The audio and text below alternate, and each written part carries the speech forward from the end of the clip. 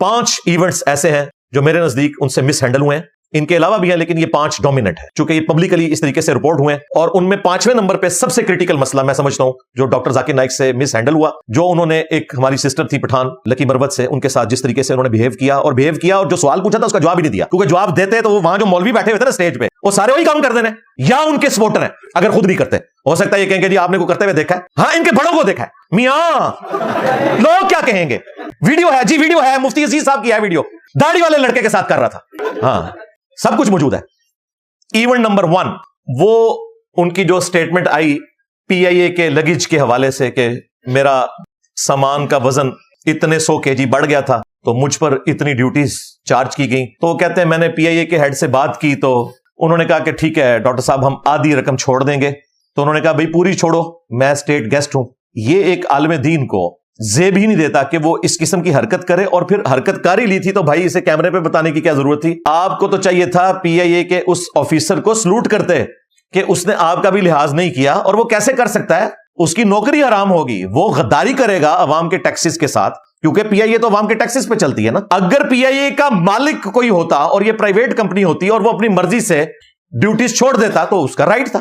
جبکہ دوسری طرف ہم فخریہ پوری دنیا کو یہ بتاتے ہیں کہ صحیح بخاری اور صحیح مسلم دونوں میں حدیث موجود ہے. اللہ کے محبوب صلی اللہ علیہ وآلہ وسلم نے فرمایا تم سے اگلی قومیں اس لیے ہلاک ہو گئیں کہ ان کے اشرافیہ کے لیے اور قوانین ہوتے تھے, عوام الناس کے لیے اور قوانین ہوتے تھے.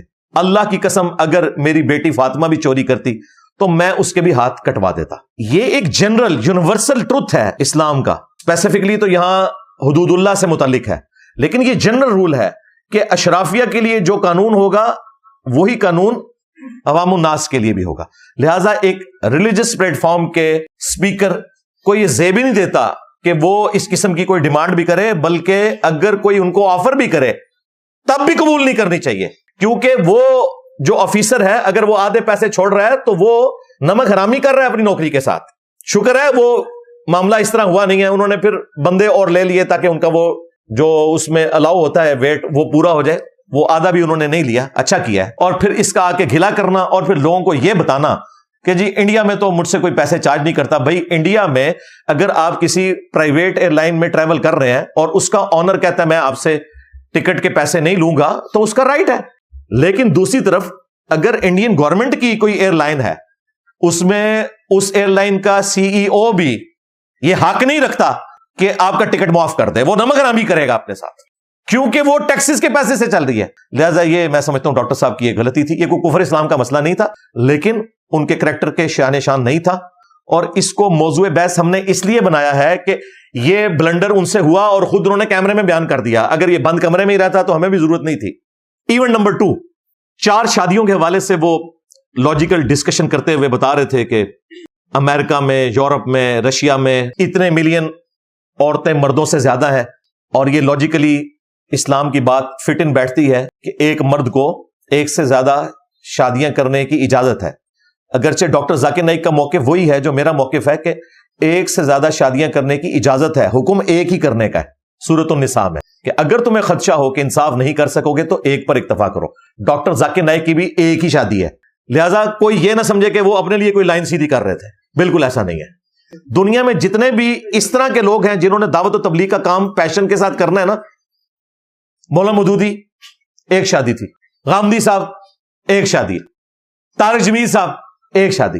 اس اعتبار سے کوئی ان کے بارے میں بدگمانی نہ کرے. انہوں نے بڑی اچھی گفتگو کی, بس ایک جملے نے ان کی پوری گفتگو کو 0 سے ملٹیپلائی کر دیا, اور انہوں نے ورڈ ایسا یوز کیا کہ جو عورتیں کنواری ہیں یا تو وہ کسی ایسے مرد سے شادی کریں گی جس کی آلریڈی بیوی ہو, یا پھر یہ ہے کہ وہ پبلک پراپرٹی بن جائیں گی, بازاری عورت بن جائیں گی. نعوذ باللہ من ذالک.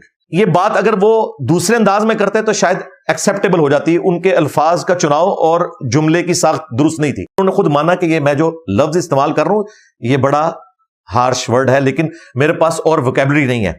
پہلی بات یہ ہے کہ یہ بات کرنا ہی غلط ہے کہ جس عورت نے شادی کرنی ہے اگر وہ کسی ایسے مرد کے ساتھ شادی کر لے جس کی آلریڈی بیوی ہے, یہ بات تو درست ہوگی. اس کے بعد جو آپ دوسرا آپشن بتا رہے ہیں تو وہ یہ بھی ہو سکتا ہے کہ وہ شادی نہ کرے. آپ ڈائریکٹ تیسرے آپشن کے اوپر پہنچ گئے کہ وہ نعوذ باللہ بازاری عورت بن جائے گی یا پبلک پراپرٹی.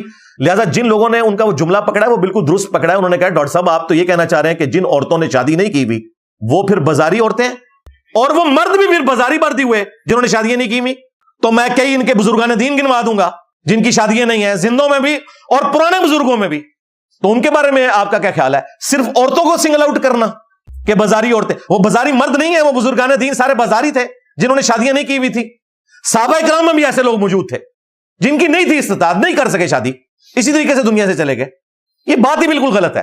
3 آپشن ہے, یا تو ایسی عورت اس مرد کے ساتھ شادی کرے گی جس کی آلریڈی بیوی ہے, یا وہ جو عورت ہے وہ پاک دامنی اختیار کرے گی. سورۃ النور میں آیا کہ جن لوگوں کی شادی کی استطاعت نہیں ہے انہیں چاہیے کہ وہ پاک دامن رہیں. اور جو تیسرا آپشن ہے وہ آپ نے بیان کیا, وہ ورسٹ ہے, وہ کوئی بھی نہیں کرنے کے لیے تیار جو خدا کا ماننے والا ہے. لہٰذا آپ کو 2 آپشن یہ رکھنے چاہیے, اور تیسرے کو آپ ویسے ذکر کر دیں کہ معاشرے میں بدکاری پھر پھیل جائے گی, جو باغی عورتیں ہیں وہ یہ کریں گی. لیکن یہاں انہوں نے شادی شدہ کے سوا جتنی عورتیں ہیں سب کو بازاری عورتیں ہی کہہ دیا. انٹینشنلی, بے ایمانی سے نہیں کہا, لیکن مسئلہ خراب ہوا ہے, اس میں کوئی شک نہیں ہے. ایونٹ نمبر 3, وہ راولپنڈی میں اسلام آباد میں بھی برانچز موجود ہیں. سویٹ ہومز کے نام سے ایک پیپلز پارٹی سے تعلق رکھتے ہیں بھائی زمرد خان حافظہ اللہ تعالی. ان کے ادارے میں ڈاکٹر ذاکر نائک کو وزٹ کروایا گیا. ٹائم مینجمنٹ کا ایشو تھا, میں سمجھتا ہوں یہ مینیجریل ایشو تھا, ان کے پاس ٹائم کم تھا. انہوں نے ان کو جسٹ وزٹ کے لیے بلایا تھا کہ تھوڑی بچیوں کی حوصلہ افزائی ہو جائے گی. پہلی زیادتی تو مینجمنٹ کی طرف سے یہ ہوئی کہ ان کو کہا گیا کہ اب آپ یہاں پہ تقریر بھی کریں. انہوں نے کہا بھائی میں نے جانا بھی ہے کراچی, تو یہ ہمارے شیڈیول میں تو تقریر والا معاملہ تو ہے نہیں تھا, یہ آپ نے بیچ میں ویسے ہی ایک چیز ایڈ کر دی ہے. خیر انہوں نے دل رکھنے کے لیے تقریر کی. اس کے بعد انہوں نے سٹیج پہ ایک بچی بلائی, ایک آدھ بچی کو تو انہوں نے وہ گفٹ دیا. اس کے بعد وہ ساری بچیاں سٹیج پہ آ گئیں کہ آپ نے ان کو انعامات دینے ہیں, تو وہ فوراً سٹیج سے اتر گئے. اور اس کے بعد میڈیا میں یہ ہوا کہ جی وہ دیکھیں ڈاکٹر ذاکر نائک نے یتیم بچیوں کے ساتھ جو ہے وہ حسن سلوک نہیں کیا. میں سمجھتا ہوں اس میں پہلے نمبر پہ مینجمنٹ مجرم ہے. ان کو یہ ساری کمٹمنٹ کروا کر وہاں پر لانا چاہیے تھا, دھوکے سے نہیں لانا چاہیے تھا کہ وہاں آپ نے صرف وزٹ کے لیے بلوایا ہے اور وہاں پر آپ نے سب سے پہلے تو ان سے تقریر کروائی ہے جو کہ ان کے شیڈیول میں نہیں تھی. اس کے بعد پھر انعامات کا سلسلہ شروع کر دیا. دوسری طرف ان کی ٹینشن تھی کہ میں نے وہاں بھی جانا ہے. لیکن ڈاکٹر ذاکر نائک نے جب اس کی کلیریفیکیشن دی نا, تو ان باتوں کا ذکر انہوں نے تھوڑا کیا, زیادہ انہوں نے ذکر دوسری طرف کر دیا, جس کی وجہ سے مسئلہ خراب ہو گیا. انہوں نے کہا کہ وہ تو نامحرم بچیاں تھیں, میں انہیں کیسے گفٹ دے سکتا تھا. بھائی آپ کو کس نے کہا ہے کہ آپ نے ان کے ساتھ ہاتھ میں لانا ہے؟ آپ کو تو کہا جا رہا ہے کہ آپ نے صرف ان کو گفٹ پکڑانا ہے. ہماری یونیورسٹیز کی بچیاں بھی جب ڈگری لینے جاتی ہیں اکثر گورنر پنجاب چانسلر ہوتے ہیں, ان کو بلایا جاتا ہے. تو کبھی آج سے نہیں, کئی سالوں سے ڈگریاں لے رہی ہیں. کیا ماڈرن گھرانوں سے تعلق رکھنے والی, کیا باپردہ عورتیں, ہمارے کبھی کسی گورنر نے کسی بچی سے ہاتھ نہیں ملایا. وہ ان کو ڈگری یا گفٹ دیتے ہیں, ہاتھ ٹچ بھی نہیں ہوتا یار. ادھر سے آپ نے پکڑا, ادھر سے آپ نے پکڑا دینا ہے. تو اس میں کون سا ایسا مسئلہ تھا؟ وہ پھر دوسری طرف اسے ایک مذہبی ٹچ دینا شروع ہو گئے. جس جہاز میں وہ بیٹھتے ہیں ایئر ہوسٹس پاس آ جاتی ہیں اور ساتھ ان کی تصویریں بنواتی ہیں. دیکھ لی ہیں نا آپ لوگوں نے, تصویریں انہوں نے لگا دی ہیں, اس لیے کہ وہ کسی پوسٹ کے اوپر ہیں اور یہ یتیم بچیاں تھیں. یہ رزلٹ جو نکالا ہے نا مخالفین نے, بالکل ٹھیک نکالا ہے کہ جی امیر زادوں کی عورتیں آ جائیں, ٹی وی اینکر عورتیں آ جائیں, ان کے ساتھ تو آپ انٹرویو بھی کریں گے نظریں جھکا کے, وہاں آپ کو یہ خدشہ نہیں آئے گا کہ نامحرم عورت کے ساتھ میں بیٹھا ہوں. اور آپ کو کوئی ہاتھ ملانے کے لیے تو نہیں کہہ رہا. پاکستان میں اللہ کا شکر ہے ہزاروں بچیاں میڈیکل کی تعلیم کی ڈگری لیتی ہیں, یونیورسٹیز کی ڈگری لیتی ہیں, کبھی کسی چانسلر نے ان کو ہاتھ نہیں لگایا, ڈائریکٹ ان کے ہاتھ میں ڈگری پکڑاتے ہیں. تو بہانہ ہی آپ کا بالکل غلط تھا, آپ کو زیب ہی نہیں دیتا یہ بات کرنا. ہاں وہ بات آپ کی درست تھی کہ ٹائم کمٹمنٹ والی بات, اگر وہیں تک آپ رہتے نا تو میں آج آپ کے حق میں کھڑا ہوتا کہ یہ مینجمنٹ کی کمزوری ہے. لیکن یہ جو اینڈ پہ آپ نے ایک نیک نامی کمائی ہے نا یہ بات کر کے کہ جی وہ نامحرم بچیاں تھیں, تو بھائی وہ ساری نامحرم تھی جن کے ساتھ تمہاری تصویریں بھی ہیں اور تمہارے انٹرویو بھی ہیں اور پاکستان میں بھی تم نے دی ہیں. ایونٹ نمبر 4, وہ ہماری ایک سسٹر ہے فریحہ ادریس. وہ جو ان کی بات تھی پردے کے حوالے سے, اس میں کرتے کرتے جو انہوں نے, میں سمجھتا ہوں کہ انتہائی بلو دا بیلٹ گفتگو کر دی. مثال دیتے ہوئے, ان کی نیت نہیں تھی, نہ کوئی ان کا مقصد بے حیائی پھیلانا تھا اور نہ کسی کو ٹیز کرنا تھا. اور یہ جو انہوں نے مثال دی کہ اگر کوئی میک اپ زدہ خاتون نیوز کاسٹر آپ کے سامنے آئے اور 20 منٹ تک آپ اس کو دیکھتے رہے ڈیش ڈیش ڈیش, وہ تو میں تو اتنی ولگر گفتگو مجھے تو کوفت ہوتی ہے کرتے ہوئے بھی اور سنتے ہوئے بھی. اور پھر وہ جو نقشہ کھینچ رہے ہیں کہ اگر آپ کو کچھ نہیں ہوتا تو آپ جا کے ڈاکٹر سے علاج کرائیں, یار یہ بات کرنے کی کیا ضرورت ہے؟ یقین کریں اگر ہم سے کوئی اس قسم کا سوال کرتا ہے نا ہم اسے اس کی ڈاکٹرن میں جواب دیتے ہیں کہ جس طرح یورپ اور امریکہ میں چائلڈ لیبر کے اوپر پابندی ہے نا کہ آپ چھوٹے بچوں سے مزدوری نہیں کروا سکتے، اس طرح اسلام میں بھی پابندی ہے کہ آپ نے عورت کو کمائی کا ذریعہ نہیں بنانا، بلکہ عورت کو عزت دے کر گھر بٹھانا ہے. اس کے اوپر جو حاکم مرد ہے اس کی ذمہ داری ہے کہ وہ اس کا خرچہ اٹھائے گا، خواہ وہ اس کا باپ ہو، خواہ وہ خامند ہو، بھائی ہو یا بیٹا ہو. عورت اسلام میں گھر کی ملکہ ہے، کوئین ہے، یہ اس کو رسپیکٹ دینی چاہیے. لہذا ڈاکٹر ذاکر نائک سے میں ریکویسٹ کروں گا کہ مستقبل میں بھی اپنے معاملات کو ذرا اچھے طریقے سے دیکھ کر چلیں، اس قسم کی کوئی گفتگو نہ کریں کہ وہ بعد میں پھر بار بار اس کی کلیریفیکیشن دینی پڑ جائے. اب رات کو وہ کلیریفیکیشن ہی دے رہے تھے بادشاہی مسجد میں، اور وہ ساری حدیثیں سنا رہے تھے. اور بھائی ان حدیثوں سے کسی کو اختلاف نہیں ہے، اور نہ ان حدیثوں کو یا آیات کو بیان کر کے آپ مسلمانوں کو یہ بتانے کی کوشش کریں کہ وہ جو آپ نے جملے بولے ہیں اور وہ جو آپ نے نقشہ کھینچا ہے وہ آپ نے صحیح کیا ہے. اسی سے اختلاف ہے. کسی مسلمان نے آپ پہ یہ اعتراض نہیں کیا کہ آپ نظریں جھکا کے انٹرویو وہاں کیوں دے رہے تھے، کسی نے اعتراض کیا؟ آپ کے اسی جملے پر اعتراض تھا کہ آپ کو یوں اس طریقے سے گفتگو نہیں کرنی چاہیے تھی. یہ مس ہینڈلنگ تو ہوئی ہے. ایونٹ نمبر 5 وہ ہماری ایک سسٹر تھی کے پی سے تعلق رکھنے والی، پٹھان لکی مروت علاقے سے. انہوں نے ایک بڑا کریٹیکل کوسچن کیا اور بالکل درست کوسچن کیا، درست انداز میں کیا. کوئی اس میں نہ لہجے کے اندر کوئی بدتمیزی تھی، نہ کوئی انداز ایسا تھا کہ جس میں لگے کہ وہ کوئی ٹونٹ کر رہی ہیں. وہ تو درد رکھ رہی تھی. الحمدللہ سے تو انہوں نے کوسچن کا آغاز کیا ہے، لیکن پتہ نہیں ڈاکٹر ذاکر نائک کس سٹیٹ آف مائنڈ میں تھے. میں اب ترتیب سے اس کو ڈسکس کرتا ہوں. کوسچن انہوں نے جو کیا سسٹر نے وہ یہ تھا کہ ہمارا معاشرہ مذہبی ہے. نمبر 1، عورتیں پردہ کرتی ہیں اور گھروں سے باہر نہیں نکلتی بلا ضرورت. نمبر 2، مرد نمازوں میں پابندی کرتے ہیں. نمبر 3، شب جمعہ اور تبلیغی جماعت میں بھی ریگولرلی جاتے ہیں.